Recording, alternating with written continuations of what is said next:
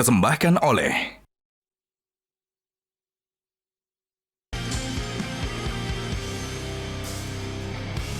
Selamat malam pemirsa.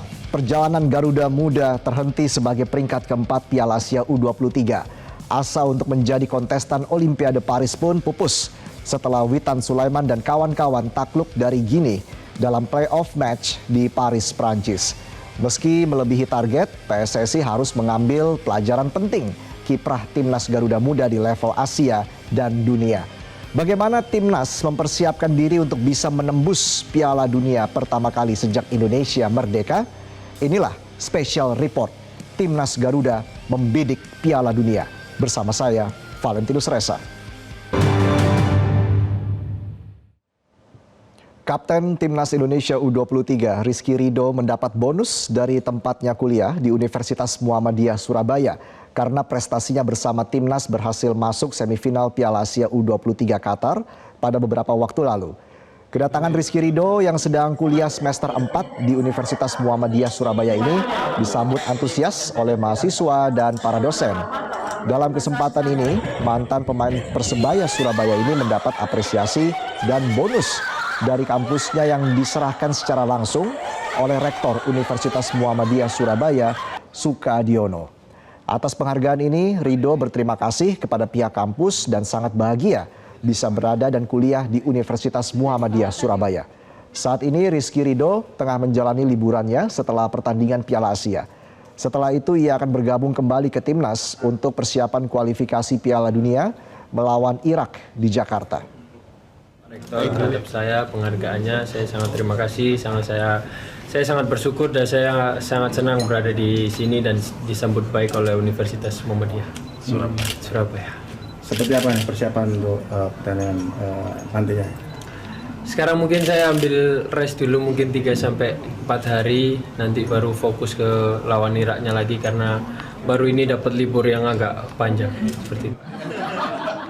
Atas prestasi yang telah mengharumkan nama Indonesia dan kampus, Rektor Universitas Muhammadiyah Surabaya, Sukadiono, memberikan bonus berupa piagam penghargaan dan uang pembinaan untuk Rizky Ridho.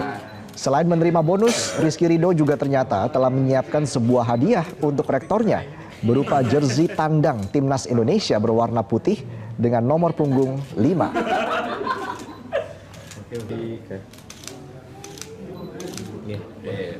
Prestasi Timnas U23 di bawah kepemimpinan kapten tim Rizky Ridho ini kan luar biasa ya. Dari target 16 besar malah bisa lolos ke semifinal.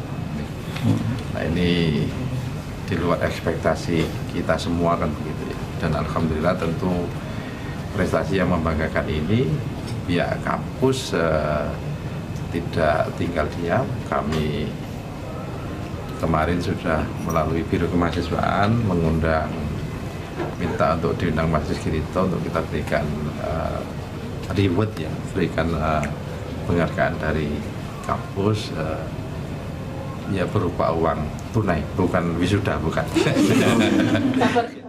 Sebelumnya, Ketua Badan Tim Nasional Indonesia Sumarji telah menyatakan Timnas U23 akan diganjar bonus karena telah menorehkan prestasi di Piala Asia U23. Sudah, kalau bonus itu yang pasti sudah ada, ya sudah ada. Saya selama ini kan kami tidak pernah juga menyampaikan tentang itu. Ya, yang pasti ada lah. Untuk membangkitkan motivasi teman-teman. Oh ya, sepak bola itu kan kita mau ngomong keras seperti apapun, kalau tidak ada bonusnya ya kan nggak semangat. Dari mana mungkin dan dari mana nih? Ya sudah, penting ada lah ya. Pelatih Shin Taeyong memanggil 22 pemain untuk melawan Irak dan Filipina pada kualifikasi Piala Dunia 2026. Menariknya, banyak pemain kunci yang tidak dipanggil STY seperti Elkan Bagot hingga Witan Sulaiman.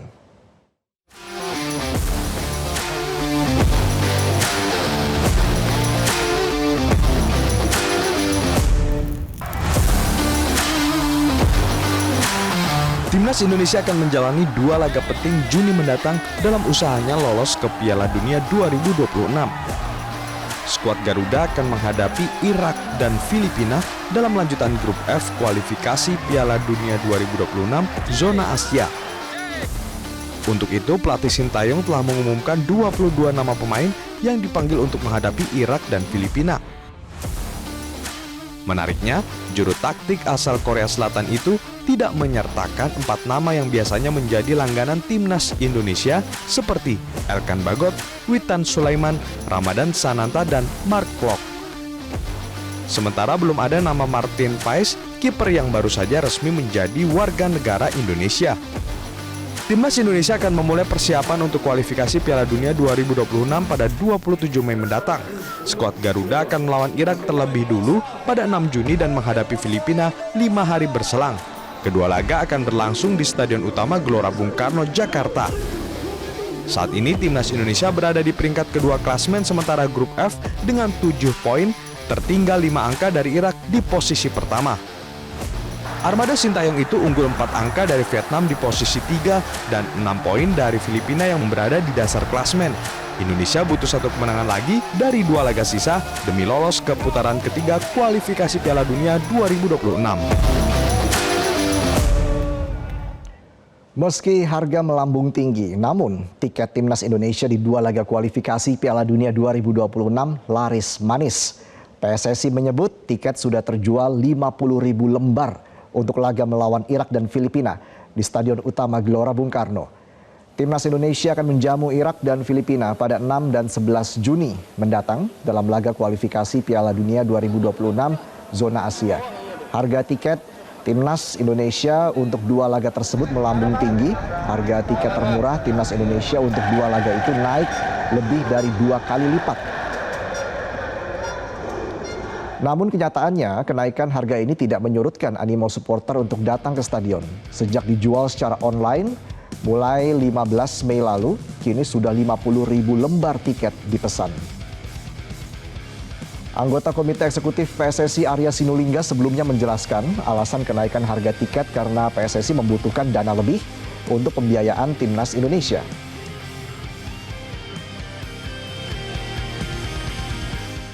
Kenaikan harga tiket laga Indonesia versus Irak dan Filipina lebih dari 100% dinilai sejumlah masyarakat terlalu mahal.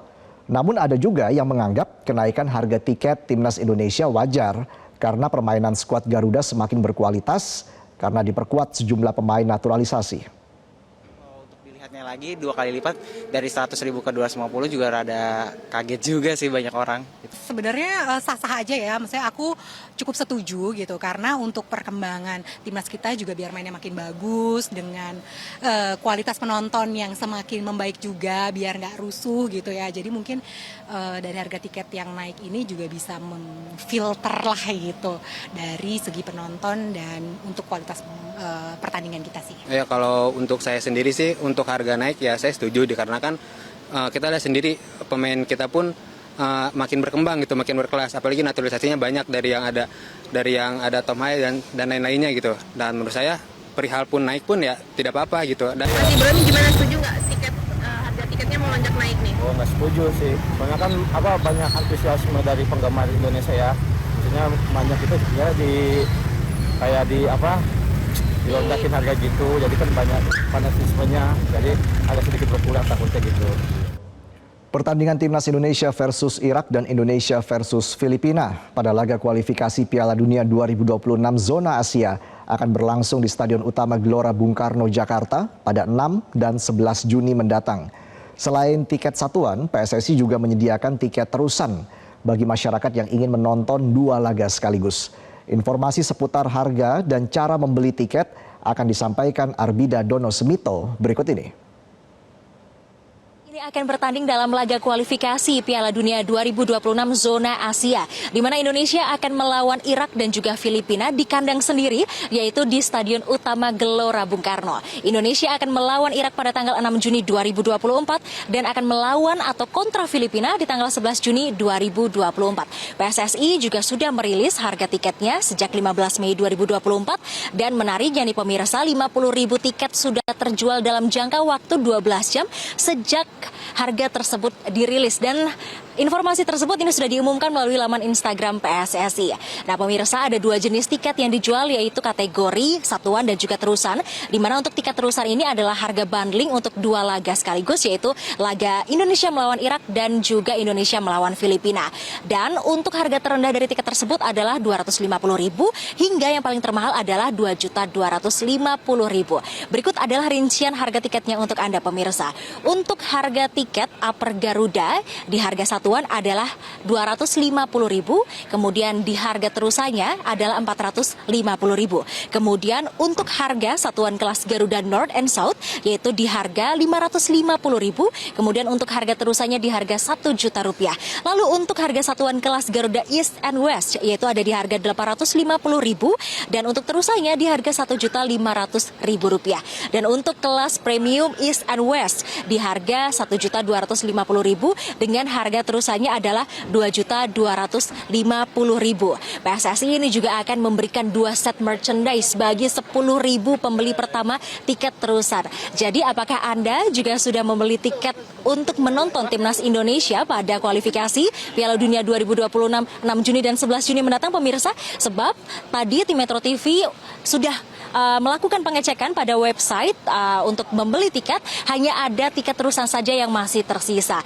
Nah, lalu bagaimana cara membeli tiket tersebut? Anda dapat membeli tiket tersebut pada 3 laman resmi, yaitu di kitagaruda.id, kemudian ada di id.bookmyshow.com, serta timnasgaruda.bigtix.io, di mana 3 laman resmi tersebut adalah halaman resmi Anda bisa membeli tiket pertandingan Indonesia lawan Irak dan juga Indonesia lawan Filipina. Adapun juga pemirsa, harga tersebut ini belum termasuk pajak, kemudian biaya asuransi dan service fee. Nah, ada juga syarat dan ketentuan yang berlaku. Salah satunya adalah 1 KTP hanya bisa untuk membeli 4 tiket saja. Dari Stadion Utama Gelora Bung Karno, Arbida Donosmito, Yohanes Don Bosco, Metro TV.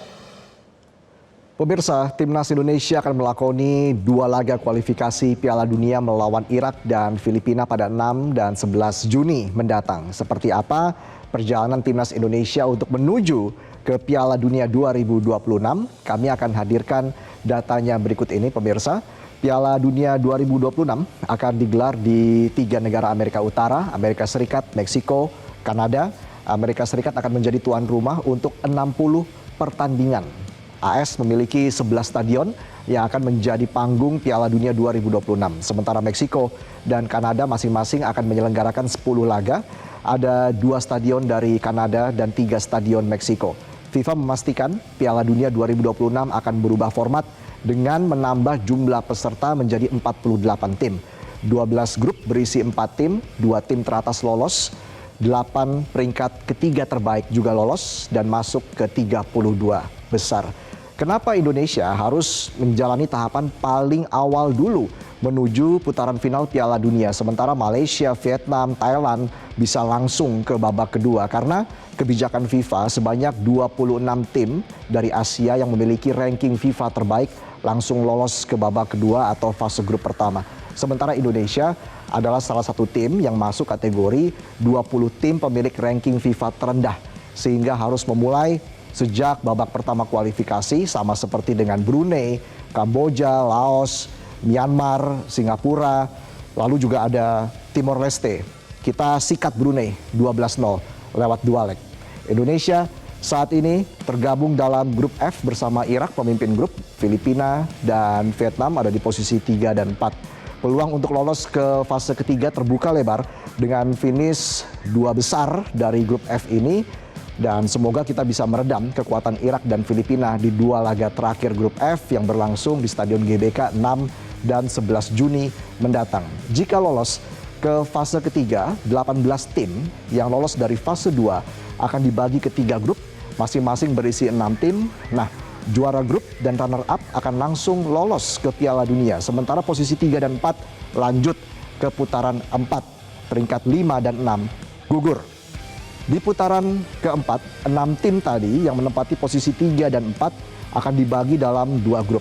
Dan juara grupnya lolos ke Piala Dunia. Sementara posisi runner-up lanjut lagi ke putaran 5. Kedua tim runner-up tadi akan bertanding 2 leg untuk memperebutkan tiket lolos ke Piala Dunia 2026.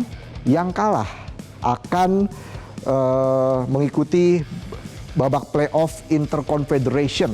Harapannya kita bisa lolos tentunya ke Piala Dunia dengan mengunci posisi 2 besar di fase ketiga, walaupun memang sangat berat. Itulah tadi perjalanan yang akan dihadapi timnas Indonesia jika ingin lolos ke Piala Dunia. Yang penting fokus saja pada setiap laga satu demi satu. Dan pemirsa, Special Report akan kembali dengan informasi Piala Asia U23 memang sudah usai, namun kisah di ruang ganti pemain selalu menarik untuk diulik. Bagaimana para pemain menghadapi laga-laga menantang selama di Piala Asia U23, kami akan bahas usai jeda.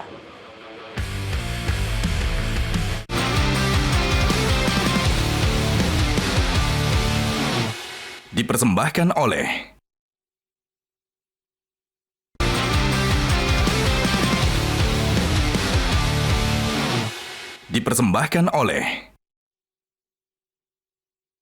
Ya, pemirsa, bagaimanapun kita patut apresiasi perjuangan timnas Indonesia di Piala Asia U23. Kita minum dulu, pemirsa.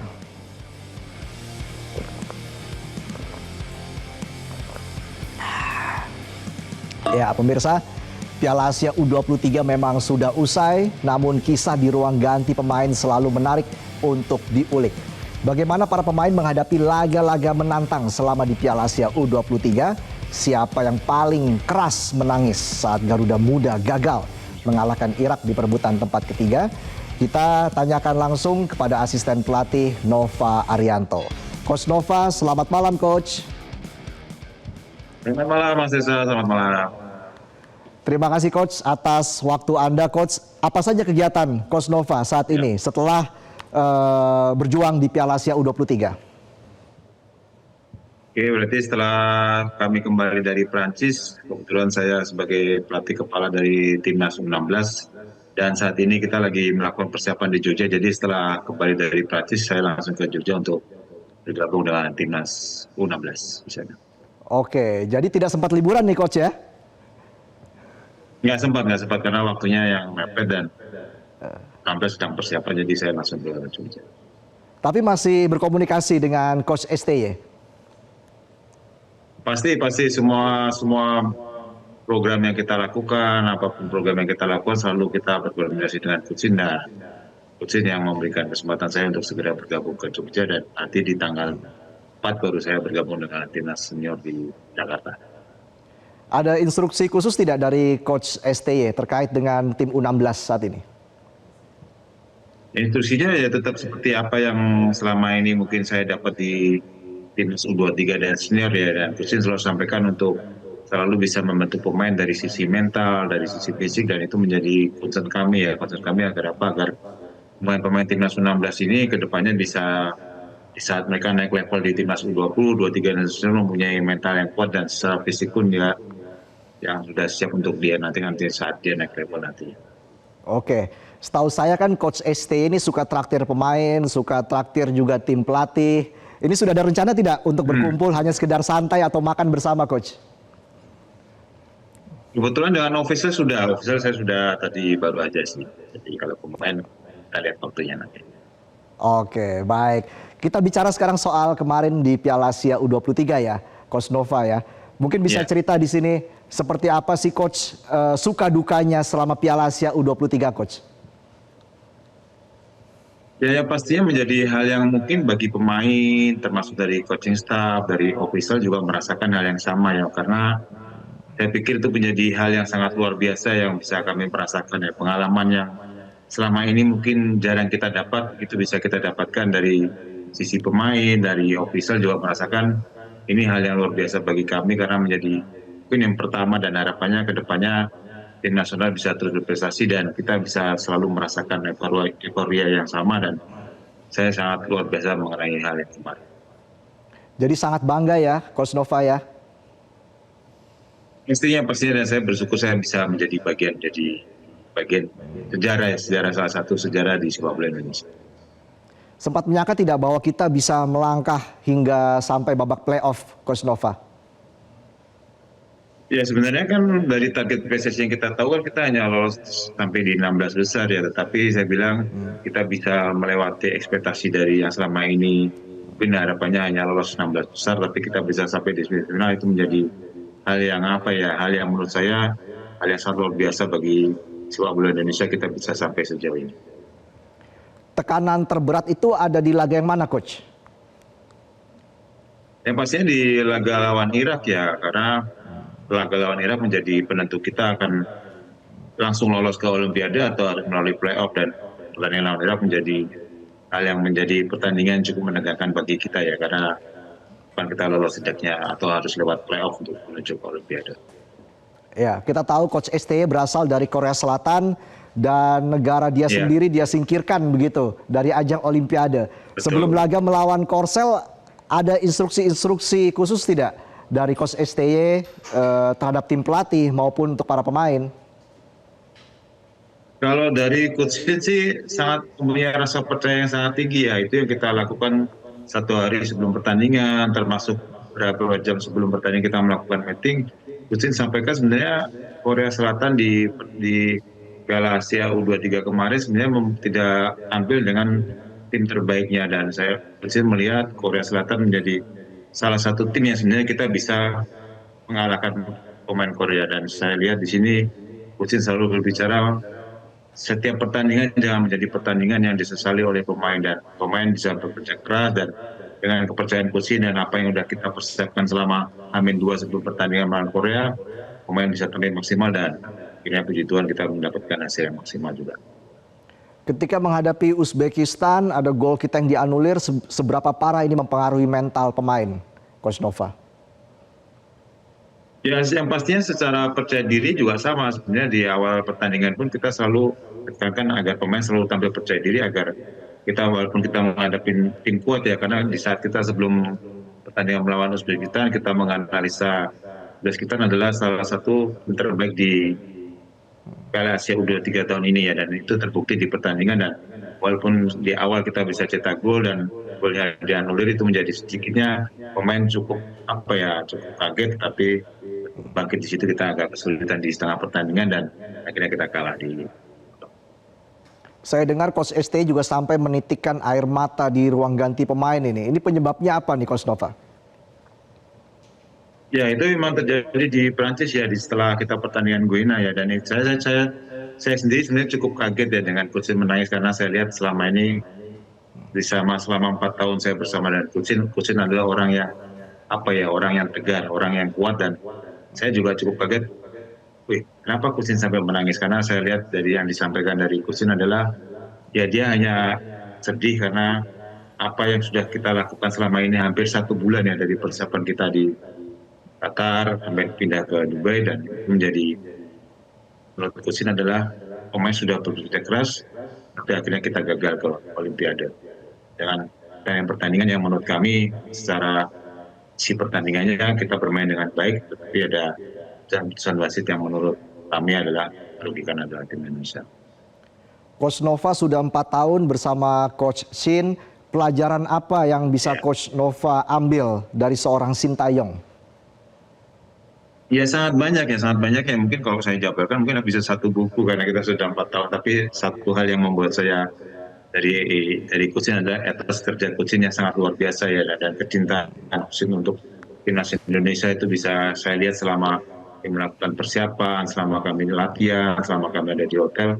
Saya lihat Coach Shin orang yang mempunyai etos kerja yang sangat kuat, selain masalah mungkin selama ini kita lihat setelah disiplin pemain, bagaimana Coach Shin merubah mental pemain, mindset pemain, itu yang saya lihat itu yang Coach Shin berusaha selama 4 tahun ini, sehingga hingga saat ini kita bisa melihat timnas kita bisa semakin kuat, mempunyai mental yang kuat termasuk fisik yang kuat saat ini. Baik, kita doakan selalu agar timnas Indonesia ke depan bisa semakin berprestasi. Terima kasih Coach Nova Arianto atas waktunya sudah bergabung bersama kami. Salam sehat, sukses selalu Coach. Ya, terima kasih. Pemirsa, Special Report akan kembali dengan sejumlah informasi lain. Di antaranya adalah Ketua Umum PSSI Erick Thohir buka-bukaan kondisi mental Garuda Muda U23 saat bertarung di Piala Asia U23. Kami hadirkan wawancara spesialnya sesaat lagi.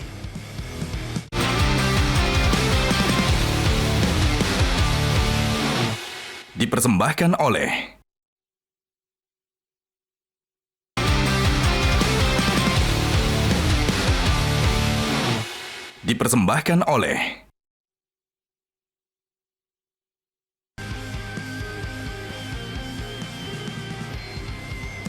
Pemirsa, perjuangan timnas Indonesia di ajang Piala Asia U23 tahun ini layak diapresiasi. Namun seperti apa sesungguhnya cerita di balik layar ketika anak-anak asuh Sintayong berjuang di Qatar dan bagaimana strategi agar Indonesia dapat lolos kualifikasi Piala Dunia 2026? Ketua Umum PSSI Erick Thohir secara eksklusif menceritakannya kepada saya beberapa waktu lalu. Lebih berat mana Pak, bersih-bersih BUMN atau bersih-bersih PSSI Pak? Sama beratnya. Sama beratnya ya. Tapi Pak Erick ini saya bisa lihat Pak Erick tersenyum ini, saya juga cukup lega jadinya Pak. Karena kemarin selama Piala Asia U23 banyak komat kamit. Di ruang ganti pemain, ketika pemain naik bus, banyak masyarakat belum tahu kan pastinya ini seperti apa sih kondisi di balik layar ini Pak. Di depan layar jelas bagaimana pemain terus berjuang, berusaha mati-matian di atas lapangan dan patut kita apresiasi. Tapi di balik layar itu tekanannya seperti apa sih Pak? Ya, mereka ini kan manusia dan mereka juga bayangkan mereka itu 1,5 bulan, 1 bulan lebih mohon maaf, meninggalkan keluarga, lebaran enggak, ya untuk training dan mengibarkan merah putih, kira-kira gitu kan. Dan pasti ada kelelahan secara fisik dan mental. Ya kita sebagai pemimpin ya mesti hadir ke sana sebagai bapak yang bisa menjaga mereka pada saat-saat mereka jatuh. Bukan hanya saat-saat senang, juga saat-saat jatuh kita harus di sana. Dan inilah yang saya yakinkan mereka ketika game pertama dengan Qatar kalah. Waktu itu saya bilang oke, game ini ada, tapi ada 2 game lagi yang bisa menentukan. Dan terbukti mereka juga bisa berhasil. Lalu itu maaf saya potong Pak, itu bounce back-nya gimana Pak? Ini kan ya mereka sendiri yang mau kan, karena emang kita kan sebagai PSSI menyiapkan program di mana apa selain fisik, mental yang kita harus lakukan. Mental kan salah satunya ketika habis juara SEA Games mereka kita tandingkan dengan waktu itu Argentina yang mungkin buat mereka yang generasi muda ini Argentina juara dunia kita lawan, iya nggak? Tapi kalah 2-0 gitu, walaupun nggak ada Messi gitu kan. Tapi banyak pelajaran dari situ. Tapi kan itu mental yang, saya bisa main ternyata, ya kan gitu loh. Nah, hal-hal ini yang kita dorong selain tentu fisik ya. Dan kita terbukti ketika selesai bermain dengan Korea, ya anak-anak itu habis total.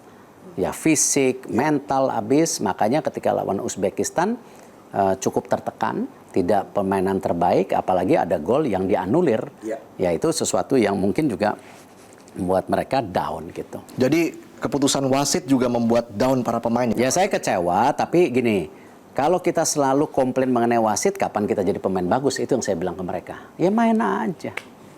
Oke, Pak Erick, jadi kalau kita lihat juga Anda menyaksikan pertandingan timnas di tribun, sempat tegang sekali wajah Anda saat itu ya Pak. Tekanannya sangat besar Pak. Tapi saat itu apakah memang Anda masih menyimpan keyakinan hingga saat ini sebenarnya Indonesia bisa lolos ke final? Ya kalau yakin ya harus yakin. Namanya juga target ya kita harus capai. Urusan nggak berhasil karena satu hal ya itu sesuatu yang. Tapi jangan sampai ketika kita punya mimpi, punya target, wah pasti nggak berhasil, nggak boleh begitu. Ternyata juga kemarin kan game-game kita melawan Irak, lawan Guinea adalah game yang saya rasa kita sudah memberikan yang terbaik, tapi ya ada beberapa keputusan kontroversial yang ya begitulah sepak bola gitu. Tapi jangan jangan gara-gara itu ya kita secara tim ya hancur gitu. Jadi setiap main nanti waduh wasit gimana, nggak perlu dipikirin itu, ya harus main lagi dinamika bola. Kata-kata apa lagi tuh Pak yang bisa membuat motivasi para pemain sepertinya kok tidak habis fisiknya begitu Pak ketika menghadapi Korea Selatan ya, khususnya bagaimana saat itu dipertanyakan juga profesionalisme seorang pelatih Sintayong yang akhirnya menyingkirkan negaranya sendiri dari Olimpiade. Saya rasa kembali kan yang saya kasih lihat bagaimana saya terus menjaga profesionalisme saya. Ya ketika banyak juga mendapat tekanan, oh Coach Sintayong gimana? Saya bilang loh saya percaya sama Coach Sintayong, jangan pernah pertanyakan saya nggak percaya. Tetapi sebagai ketua PSSI yang profesional ya kita harus punya target. Dan ketika Coach Sintayong mencapai target ya selesai, nggak perlu dipertanyakan lagi gitu. Memang dia bagus, ya. Dan tim kita juga generasi emas yang sedang bagus. Jadi ini benar-benar harus benar-benar dipupuk, dijaga, jangan sampai generasi emas kita rusak gitu. Kontrak pelatih STY diperpanjang sampai 2027. Ya, kita sedang negosiasi. Kalau salaman udah prinsipnya, tinggal angka-angkanya, ya kan. Makanya Coach Sintayong juga kemarin waktu mendarat di airport sampai gimana kontrak? Oh iya, sudah ada kesepakatan tapi detailnya. Kan ini kita perlu. Iya. Dan kemarin juga dalam kondisi sedang pertandingan kita over kontrak, saya rasa nggak etis lah. Kan mereka kok kaget juga bisa. Ya. Tapi kalau angkanya cocok, kalau angka nggak cocok salah kita. Karena ini kan Coach Sintayong bisa membawa Indonesia melampaui target ya. Ya sama-sama lah. Saya rasa kita mesti apresiasi sama Coach Sintayong, apresiasi dengan para pemain, jangan lupa loh. Ya, tanpa pemain tidak mungkin saya main sendirian ya. Tidak mungkin juga tanpa pemain ketua PSSI bisa mendapatkan hasil yang bagus. Jadi ya semua ini supporter yang luar biasa, dukungan program ya dari pemerintah, dari swasta yang mendukung, ini hal-hal yang saya rasa positif. Iya, di Qatar supporter Indonesia luar biasa ya Pak. Pasti ya. Qatar happy sekali tuh Pak. Saya supporter Indonesia di Qatar mah salut. Pernah nggak sih Pak ada permintaan dari Coach Sintayong yang sulit dipenuhi oleh PSSI? Ya banyak. Kan, kembali gini, selama hasilnya bagus, ya kita harus menghargain. Ya, dan saya juga akan give the best that I can atau semua support saya untuk coach dan pemain selama memang kita punya komitmen sama-sama memberikan yang terbaik gitu. Kemarin waktu ke Vietnam kan kita charter pesawat. Yep. Nah, sempat digosipin katanya ada pengusaha, enggak, itu PSSI charter pesawat. Kenapa? Ya nggak mungkin habis main udah pemain kita pada sakit di Indonesia waktu itu, ya. Ada masuk rumah sakit segala, kita cuman ada berapa belas pemain mesti pergi ke Vietnam, tapi kita harus transit lama di sebuah negara baru pergi. Kecapean, 2 hari lagi main jebol, gitu. Nah ini kayak gitu-gitu ya bukan saya memanjakan ya, tapi ya namanya perang ya kita harus berikan semuanya buat perang gitu. Masa suruh perang nggak dikasih uang makan, kasih ini ya kasihan lah gitu. Jika Coach STY misalnya minta 100 pemain diaspora lagi, PSSI siap menyanggupi?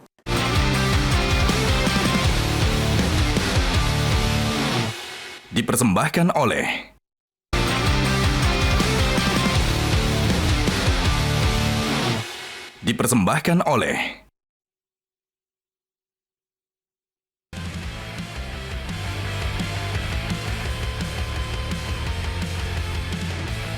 Pemirsa, Piala Asia U23 meninggalkan kesan yang mendalam bagi para pemain dan pelatih. Rasa gembira, bangga, campur aduk dengan rasa sedih dan kecewa. Tapi semangat dan harapan tidak putus dari hati para pemain dan pelatih Timnas U23. Seperti yang disampaikan oleh Witan Sulaiman dan Coach Sintayong berikut ini. Pertama kali kita lolos di semifinal dan juga kemarin kualifikasi buat Olimpik ya. Jadi banyak pelajaran untuk kita terus berbenah dan juga kita awalnya sama-sama ingin target itu masuk Olimpiade satu tim ini karena ya takdir berkata lain, jadi kita harus banyak belajar di kemudian hari itu. Banyak hal pelajaran yang kita ambil karena juga kan kita udah kumpul sangat lama, terus udah satu bulan lebih ya. Ya 1 bulan. Terus juga kita dari kita dianggap tim sebelah mata dan akhirnya kita bisa sampai di semifinal ya itu juga sesuatu yang harus kita apresiasi dari seluruh kerja keras pemain dan pelatih juga. Tentunya kita semua di luar ekspektasi ya, jadi intinya di turnamen kemarin selama persiapan kita di Dubai, terus habis itu kita ke Qatar dan kita ikut di Piala Asia dan dengan hasil yang alhamdulillah bisa di luar ekspektasi kita semua, jadi kita semua bersyukur dan bangga tentunya bisa membawa Indonesia sampai sejauh ini dan yang pastinya sedih juga karena mungkin kapan lagi kita dapat kesempatan apalagi sampai hampir masuk Olimpiade. 사실 제가 4강 들어갔던 것도 우리 축구팬이 에릭 협회장님이 뒤에서 보이지 않게 너무 많이 도와주셨고 그리고 또한 우리 국민들이 인도네시아 팬들이 뭐 저는 멀리 도하에 있었지만 영상으로 길거리 응원도 많이 해주시고 이런 뒷받침이 힘이 돼서 우리 선수들과 코칭 스텝 모두가 한마음 한뜻이 돼서 도전했던 부분이 우리가 4강까지 올라갔다. 우리 선수들만 잘했으면 절대 좋은 성적 낼 수 없습니다. 캐스라이나 우리 에릭 회장님이 뒤에서 워낙 많은 힘을 보태주고 있어서 앞으로 우리 인도네시아 축구는 훨씬 더 많이 발전하고 앞으로 더 좋은 성적을 낼 것이다. 저는 그렇게 믿고 있습니다. Apakah Ketua PSSI akan mengabulkan keinginan Coach Shin Tae-yong jika ingin menambah 100 pemain diaspora lagi? Berikut kami hadirkan kembali wawancara dengan Ketua Umum PSSI, Erick Thohir. Jika Coach STY misalnya minta 100 pemain diaspora lagi, PSSI siap menyanggupi? Tidak bisa melihat terkotomi pemain diaspora atau apa. Saya selalu bilang, Indonesia perlu 150 pemain. Ya.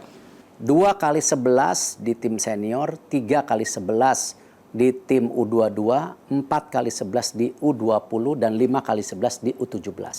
150 ini menjadi tadi roda, mesin, yang silih berganti. Kenapa? Dari 5 kali 11 yang U17 bukan berarti 55 pemain langsung masuk tim senior, mungkin 10, mungkin 5, yang lainnya gagal gitu lah. Artinya apa? Database 150 ini harus terpenuhi. Dari mana? Dari grassroots, dari Liga Indonesia, termasuk dari pemain-pemain kita yang di luar negeri gitu. Nah, itu yang kita harus lakukan. Tapi bagaimana Anda bisa menjamin bahwa pengembangan prestasi timnas ini akan paralel dengan perbaikan kualitas liga dalam negeri? Tahun ini saya perbaikin timnas.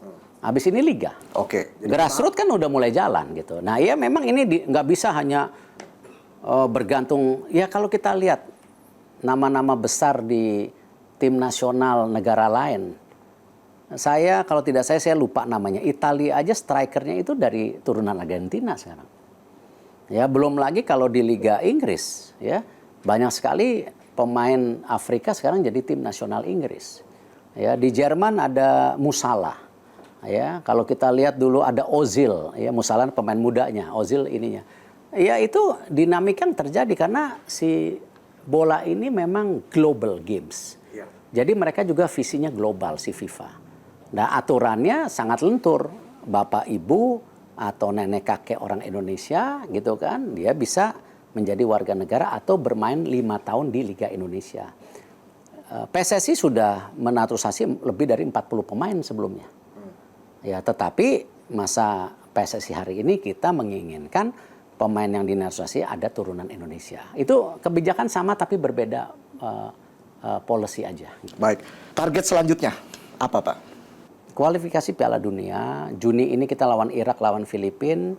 Kita menargetkan 1 kemenangan dari salah satu gamenya supaya kita bisa masuk ke kualifikasi round 3. Di mana di round 3 itu nanti ada 18 negara, ranking 18 negara dibagi 3 grup, ranking 1-2 tiap grup itu langsung qualified. Ya maunya di situ.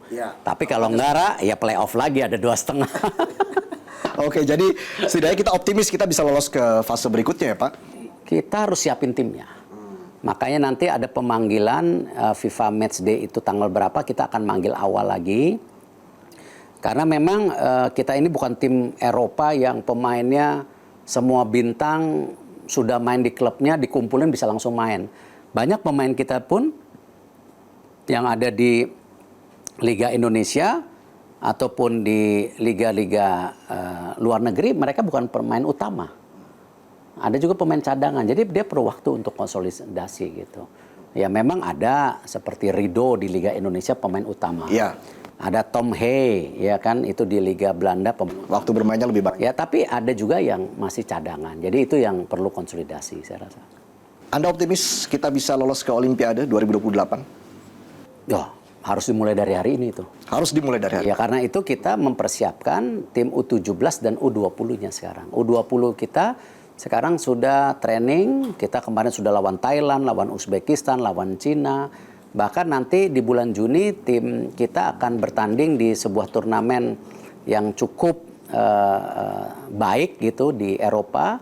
Kita nanti satu pool dengan Jepang, Italia, Panama, dan Ukraine. Tim U20 kita. Ya nggak tahu hasilnya berapa, tapi kan yang penting sudah mulai Nah, U17 kita FIFA yang namanya World Cup U17 udah tiap tahun sekarang.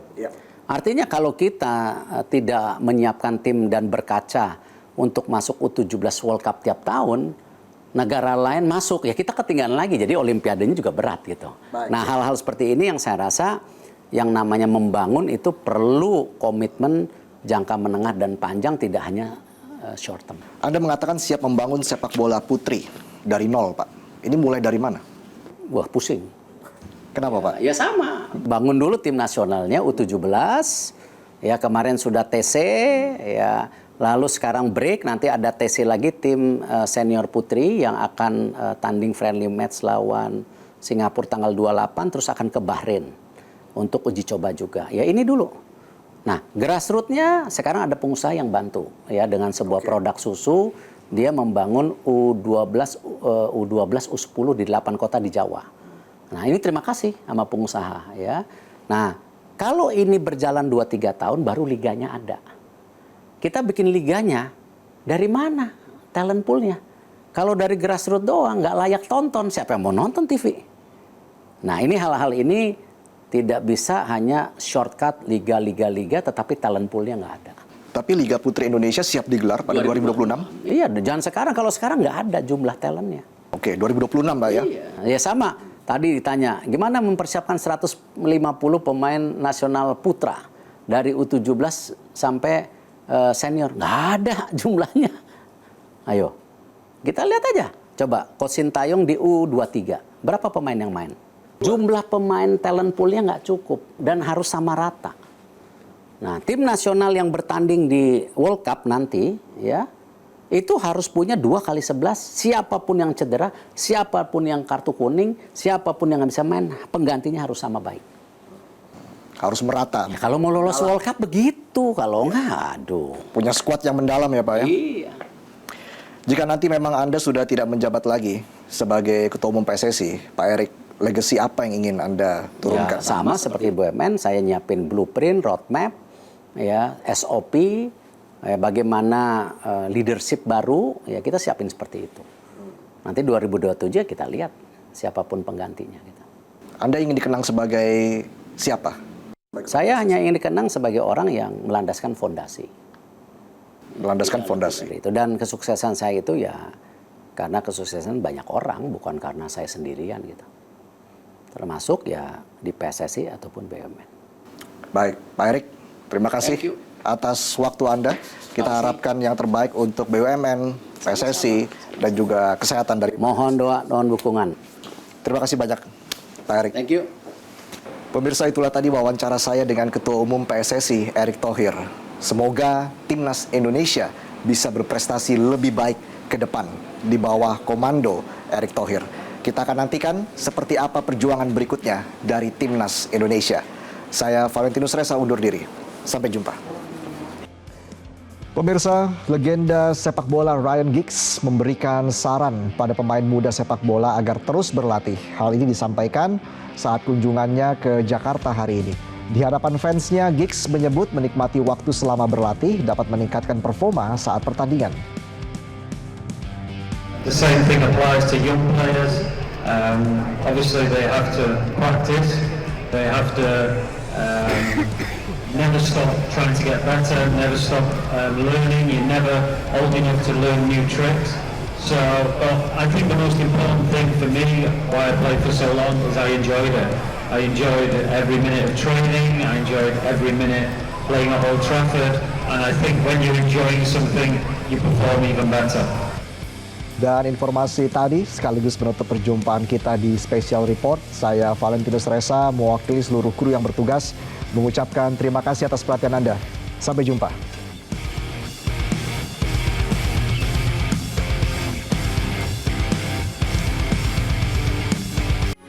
Metro TV